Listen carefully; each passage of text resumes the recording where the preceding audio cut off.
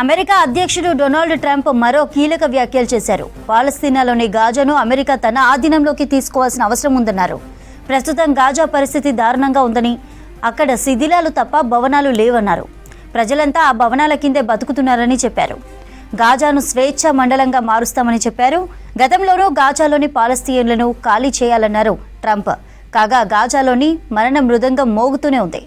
Khan Younis పై Israel వైమానిక దాడుల్లో 54 మంది ప్రాణాలు కోల్పోయారు.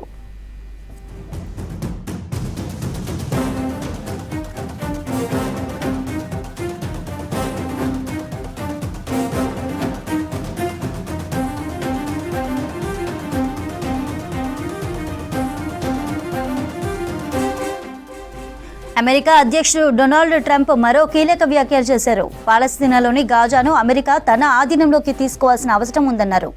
ప్రస్తుతం గాజా పరిస్థితి దారుణంగా ఉందని, అక్కడ శిథిలాలు తప్ప భవనాలు లేవన్నారు. ప్రజలంతా ఆ భవనాల కిందే బ్రతుకుతున్నారని చెప్పారు. గాజాను స్వేచ్ఛా మండలంగా మారుస్తామని చెప్పారు. గతంలోనూ గాజాలోని పాలస్తీన్లను ఖాళీ చేయాలన్నారు ట్రంప్. కాగా గాజాలో మరణ మృదంగం మోగుతూనే ఉంది. ఖాన్ యూనిస్ పై ఇజ్రాయెల్ వైమానిక దాడుల్లో 54 మంది ప్రాణాలు కోల్పోయారు.